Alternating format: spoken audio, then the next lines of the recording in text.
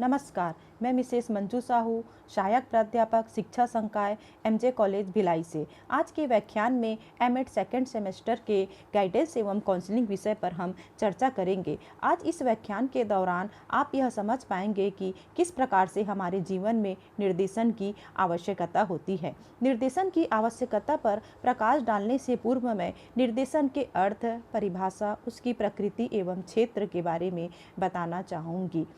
मनुष्य अपने जीवन काल में व्यक्तिगत एवं सामाजिक क्षेत्रों में विकास करने के लिए प्रारंभ से ही तत्पर रहता है, परंतु वह अपने आसपास के पर्यावरण को समझने में कभी कभी असमर्थ हो जाता है। उसका मुख्य कारण यह रहता है कि वह अपनी योग्यताओं का उचित ढंग से प्रदर्शन नहीं कर पाता है। तब ऐसी परिस्थितियों में हमें दूसरों के सहयोग की आवश्यकता होती है, जिससे वह अपनी समस्याओं का समाधान निकाल सके, और यही समाधान निर्देशन कहलाता है। आदि काल में यह एक सलाह के रूप में विद्यमान था, परंतु वर्तमान समय में यह एक निर्देशन के रूप में उभर कर सामने आया। वास्तव में शिक्षा और निर्देशन दोनों एक दूसरे के पूरक हैं, क्योंकि इन दोनों के अंतर्गत ही बालक को शैक्षिक, व्यावसायिक, व्यक्तिगत, सामाजिक एवं नैतिक, आध्यात्मिक, शारीरिक विकास में सहायता मिलती है। निर्देशन, जिसका अर्थ होता है मार्ग दिखाना, मार्गदर्शन करना। निर्देशन एक ऐसी प्रक्रिया होती है जिसमें एक अनुभवी एवं विषय विशेषज्ञ के माध्यम से उचित मार्ग प्रशस्त किया जाता है। यह निर्देशन ग्रहणकर्ता की इच्छा के विरुद्ध प्रदान नहीं किया जाता है, वरन ग्रहणकर्ता की इच्छा के अनुकूल होती है। निर्देशन में एक अनुभवी व्यक्ति के द्वारा दूसरे व्यक्ति को उसकी क्षमता, कुशलता, अभिरुचि, व्यवहार एवं निर्देशन की परिभाषा।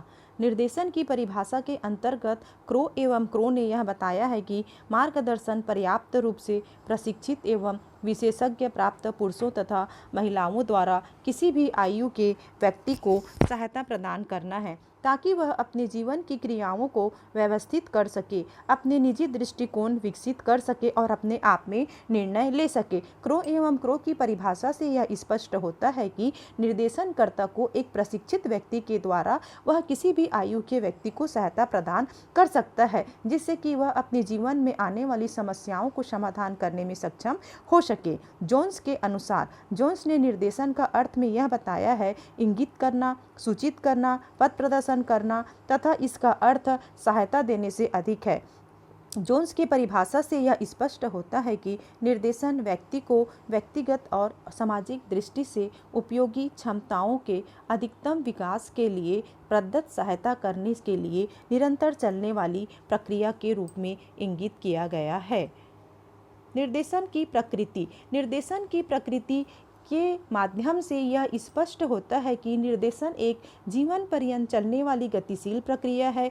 यह एक विशेष प्रकार की सेवा के रूप में कार्य करती है। निर्देशन का संबंध मनुष्य के विकास के साथ साथ होता है और वह स्वाभाविक शक्तियों का संरक्षण करता है। निर्देशन व्यक्ति और समाज दोनों का कल्याण करता है। निर्देशन का स्वरूप एक पक्षीय न होकर बहुपक्षीय होता है। निर्देशन में वस्तुनिष्ठ एवं आत्मनिष्ठता के गुण भी पाए जाते हैं। निर्देशन का क्षेत्र। निर्देशन के क्षेत्र के अंतर्गत पहला है शिक्षा में निर्देशन। शिक्षा में निर्देशन की आवश्यकता को बहुत ही अधिक महत्वपूर्ण माना गया है। इसका मुख्य कारण यह है कि कोई भी बालक शिक्षा के क्षेत्र में अपने पाठ्यक्रम एवं विषय के चयन करने में उसे एक निर्देशनकर्ता की सख्त जरूरत पड़ती है। अगर बालक अपनी रुचि और योग्यताओं और क्षमताओं के अनुसार अपने विषय का चयन नहीं कर पाता है, तो उसे वहाँ पे एक ऐसी समस्या खड़ी हो जाती है कि वह कौन सी सही विषय का चुनाव करे और वह किस प्रकार से अपने करियर के प्रति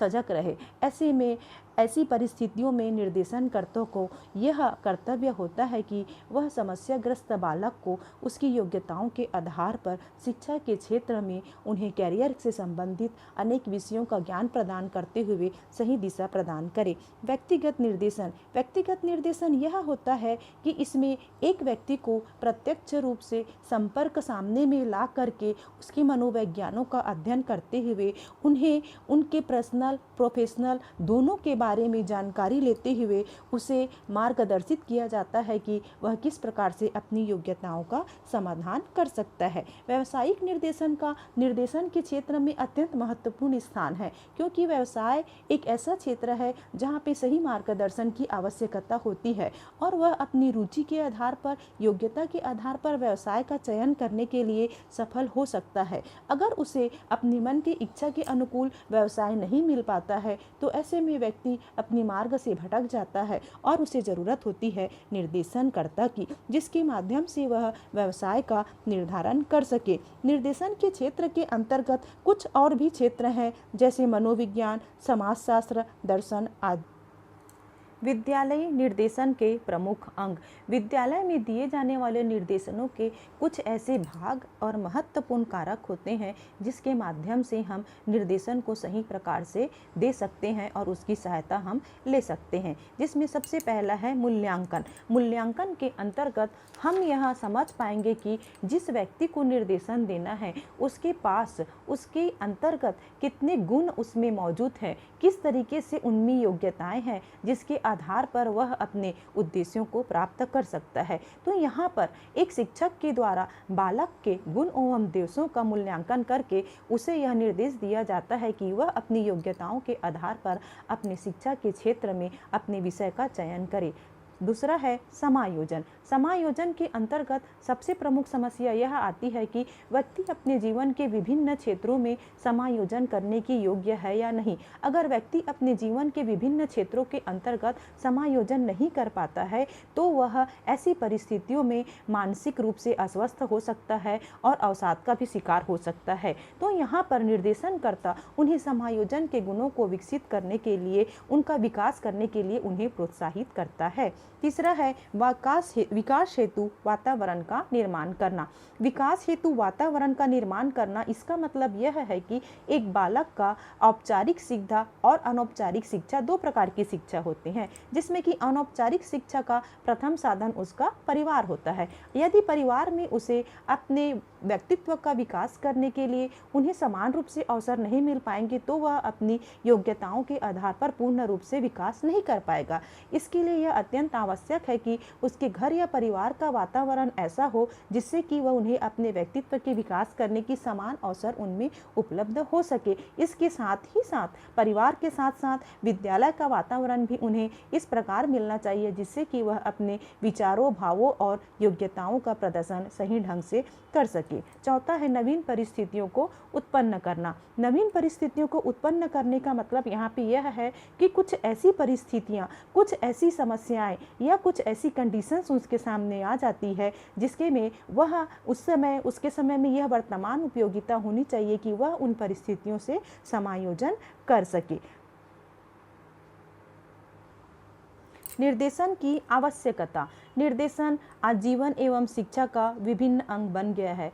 ऐसी परिस्थितियां जीवन में हर पर हमें यहाँ ला के खड़ा करती है जिसके आधार पर हमें निर्देशन की आवश्यकता होती है। निर्देशन जीवन के प्रत्येक स्तर पर, पग पग पर हमें यह ज़रूरत महसूस होती है। निर्देशन की आवश्यकता को हम अलग अलग क्षेत्रों में देख सकते हैं, जिसमें कि पहला है सामाजिक दृष्टिकोण से निर्देशन की आवश्यकता। सामाजिक दृष्टिकोण से निर्देशन की आवश्यकता में सबसे पहली समस्या आती है परिवार का बदलता स्वरूप। परिवार का बदलता स्वरूप मतलब यहाँ पे यह कहा जा रहा है कि आज एकल परिवार की संख्या में अत्यधिक वृद्धि हुई है और संयुक्त परिवार का हमारे सामने में अभाव दिखता है। उसका मुख्य कारण यह है कि अगर बालक एकल परिवार में रहकर उन्हें पर्याप्त रूप से उन्हें इस प्रकार का वातावरण और सहयोग नहीं मिल पाता है जिससे कि वह अपनी योग्यताओं के आधार पर उनको विकसित करके अपने लक्ष्यों को प्राप्त कर सके, तो इस प्रकार से परिवार के स्वरूप में परिवर्तन आने से भी कुछ पारिवारिक समस्याएं इस प्रकार से हमारे सामने में आती है कि उन्हें एक निर्देशन की आवश्यकता पड़ती है। दूसरा है सामाजिक व्यवस्था का स्वरूप। सामाजिक व्यवस्था का स्वरूप कहने का मतलब यह है कि प्राचीन काल, मध्यकाल, आधुनिक काल। प्राचीन काल में आध्यात्मिक शक्तियों पर विशेष बल दिया जाता था, परंतु आज हमारे सामने में कुछ सामाजिक व्यवस्थाएं, कुछ सामाजिक परंपराओं में परिवर्तन आया है, जैसे कि मनुष्य अंतरजातीय विवाह में लोगों की रुचि अत्यधिक बढ़ रही है और ऐसी परिस्थितियों में आज के युवक युवतियों के सामने में एक बहुत बड़ी समस्या आ खड़ी होती है कि वह किस किस प्रकार से अपने परिवार एवं समाज से समायोजन करे, किस प्रकार से वह अपने परिवार एवं समाज को लेकर के चले कि वह अपने जीवन के निर्धारण के लिए या अपने जीवन जीने के लिए खुद स्वयं चयन करने के लिए वह सक्षम है। ऐसी परिस्थितियों में कुछ ऐसी परिस्थितियां उनके सामने आ खड़ी होती है जिसमें कि उन्हें निर्देशन की आवश्यकता पड़ती है। तीसरा है धार्मिक तथा नैतिक मूल्यों में परिवर्तन।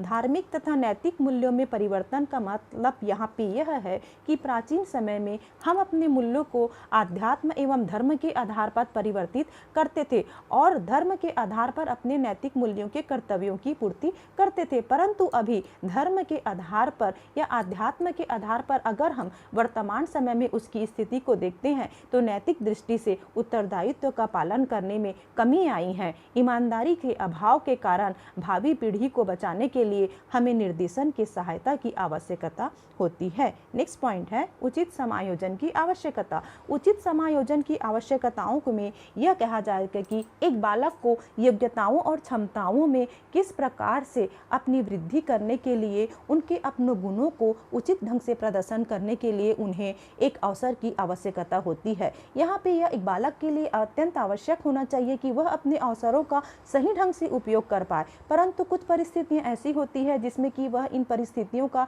समाधान करने के लिए सक्षम नहीं हो पाता है और उन्हें निर्देशन की आवश्यकता पड़ती है। नेक्स्ट है जनसंख्या में वृद्धि। वर्तमान समय में भारत की जनसंख्या में वृद्धि होने के कारण अत्यधिक तीव्र गति से मानव जीवन जटिल होता जा रहा है। आज शिक्षकों के सामने विद्यार्थियों की संख्या में वृद्धि होने के कारण उन्हें पर्याप्त रूप से सही मार्गदर्शन नहीं मिलने के कारण भी एक निर्देशनकर्ता की आवश्यकता का अनुभव किया जाने लगा है। शैक्षिक दृष्टिकोण से निर्देशन की आवश्यकता। शिक्षा के क्षेत्र में तो हमें यह मानना चाहिए कि निर्देशन की आवश्यकता हमारे लिए अत्यंत ही महत्वपूर्ण है। इसका मुख्य कारण यह है कि किस प्रकार से एक बालक पाठ्यक्रम का चयन करता है। पाठ्यक्रम का चयन कृषि विज्ञान, गृह विज्ञान, तकनीकी शिक्षा, ललित विज्ञान आदि अनेक प्रकार के विषय रहते हैं जिनको कि क्या होता है बालक को अपनी रुचि के आधार पर उन्हें चयन करना होता है, परंतु बालक वर्तमान समय की विषय की आवश्यकता को देखते हुए वह किसी अन्य विषय का चयन कर लेता है, जिससे यह होता है कि वह अपने लक्ष्य को प्राप्त नहीं कर पाता है और उन्हें अनेक बाधाओं का सामना करना पड़ता है। तो ऐसी परिस्थितियों में निर्देशनकर्ता के द्वारा सही विषय का चयन करने के लिए उन्हें सहायता की आवश्यकता पड़ती है। सेकंड है विद्यार्थियों की संख्या में वृद्धि। विद्यार्थियों की संख्या में वृद्धि ने भी उन्हें व्यवसाय को प्रशिक्षित करने के लिए कुछ समस्याएं लाके खड़ी करी हैं। इसका मतलब यह है कि आज हम देखते हैं सामूहिक निर्देशन के बजाय किसी परिस्थितियों में ऐसी कंडीशन आ जाती है जिसमें कि हमें व्यक्तिगत निर्देशनों की भी आवश्यकता पड़ती है। अनुशासनहीनता। छात्रों में बढ़ती हुई अनुशासनहीनता आज एक विश्वव्यापी समस्या बन गई है, क्योंकि विद्यालय में उचित निर्देशन एवं परामर्श की आवश्यकता पड़ती है। आज बच्चों को अनुशासन के नियमों के पालन के बारे में हम जानकारी तो सामान्य रूप से देते हैं, लेकिन फिर भी कुछ ऐसी परिस्थितियां आ जाती है जिसमें बच्चों की उद्दंडता एवं अनुशासनहीनता के लिए भी एक काउंसलिंग की आवश्यकता पड़ती है। सामान्य शिक्षा के क्षेत्र में वृद्धि। सामान्य शिक्षा के क्षेत्र में अत्यंत ही परिवर्तन आया है। दिन प्रतिदिन समाज की आवश्यकताओं में वृद्धि होती जा रही है और सफलता हेतु विभिन्न सामाजिक बौद्धिक स्तर पर निर्देशन की आवश्यकता पड़ती है। अपव्यय एवं अवरोधन। शिक्षा को पुनः पूर्ण किए ही बच्चे विद्यालय छोड़ देते हैं। कभी कभी यह ऐसी परिस्थितियां आती है कि कक्षा में अनुत्तीर्ण रहना तथा बोर्ड परीक्षा में अनुत्तीर्ण छात्रों की संख्या में वृद्धि होना। इसका मतलब यह है कि बच्चा अपनी पूर्ण शिक्षा को प्राप्त किए ही वह बीच में विद्यालय से छोड़ देता है या फिर अपनी कक्षा में अनुत्तीर्ण रहता है। ऐसी परिस्थितियों में आवश्यकता होती है कि उस बालक के मन के व्यवहार का अध्ययन करके उन्हें परस्पर रूप से उन्हें समस्या का समाधान किया जाए। मनोवैज्ञानिक दृष्टिकोण से निर्देशन की आवश्यकता। मनोवैज्ञानिक दृष्टिकोण से निर्देशन की आवश्यकता का तात्पर्य यह है कि यहाँ पे हमें निर्देशन लेने वाले व्यक्ति के मन के व्यवहार का अध्ययन करना होगा। फर्स्ट में ये बताया जा रहा है कि भावात्मक समस्याएं। भावात्मक समस्याओं का मतलब यह होता है कि मानव का व्यवहार मनोभावों द्वारा प्रभावित होता है। मनुष्य अपने अध्ययन में इस बात को यह स्पष्ट करके व्यक्तित्व के व्यक्तित्व पर आनुवांशिकता के प्रभाव के साथ साथ वातावरण का भी प्रभाव पड़ता है। यहाँ पर मैं यह बताना चाहूँगी कि भावात्मक समस्याएं ऐसी समस्याएं होती हैं जो मन के व्यवहार से संबंधित होती हैं, मन में उत्पन्न होने वाली समस्याओं से संबंधित होती है, जिसके कारण से हमारी कभी कभी परिस्थितियाँ ऐसी आ जाती है कि हम मानसिक रूप से अस्वस्थ हो जाते हैं और अपने मनोविज्ञान से संबंधित विकारों के कारण रोग से ग्रस्त हो जाते हैं, जिसके कारण से हमें निर्देशन की आवश्यकता पड़ती है। उचित समायोजन का अभाव। उचित समायोजन मार्गदर्शन को प्रभावित करने वाला प्रमुख कारक है।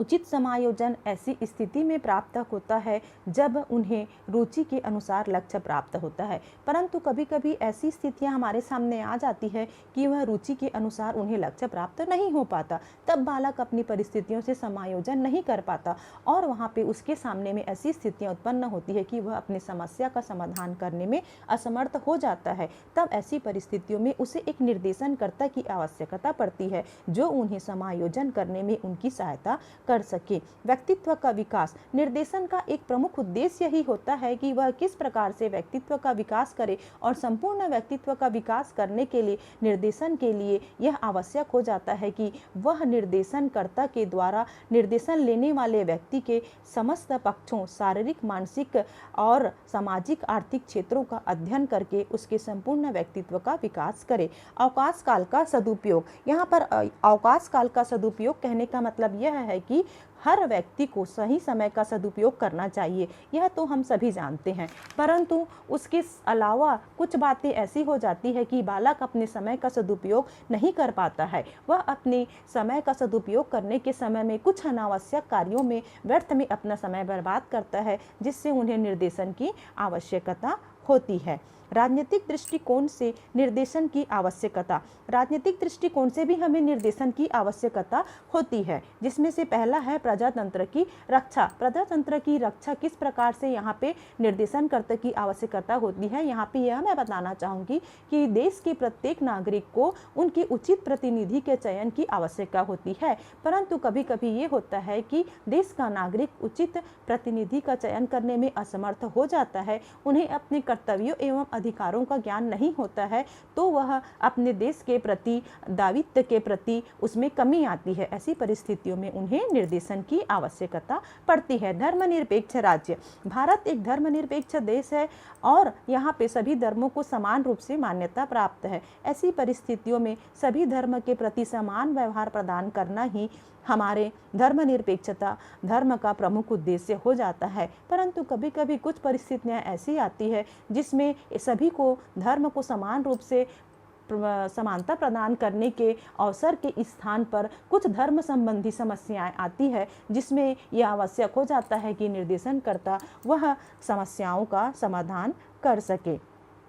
व्यावसायिक दृष्टिकोण से निर्देशन की आवश्यकता में सबसे प्रमुख यह आता है व्यवसाय का चयन। व्यावसायिक दृष्टिकोण से निर्देशन की आवश्यकता तो अत्यंत ही महत्वपूर्ण है, क्योंकि इसका प्रमुख कारण यह है कि एक बालक अपने प्राइमरी लेवल पे, मिडिल लेवल पे और हाई लेवल पे अपनी स्कूली शिक्षा समाप्त करने के पश्चात उसके सामने यह समस्या आती है कि वह किस प्रकार से ऐसे विषय का चयन करे जिससे कि वह अपने सही व्यवसाय का चयन कर सके। यहाँ पे निर्देशनकर्ता के द्वारा यह हुआ जाता है कि वह विभिन्न व्यावसायिक अवसरों की उन्हें जानकारी प्रदान करता है, व्यवसाय संबंधी सूचनाओं का ज्ञान प्रदान करके व्यवसायों के प्रति उचित समझ विकसित करके उन्हें व्यावसायिक दृष्टिकोण से सक्षम बनाती है और सही मार्गदर्शन देती है कि वह किस प्रकार से अपने सही व्यवसाय का चयन कर सके।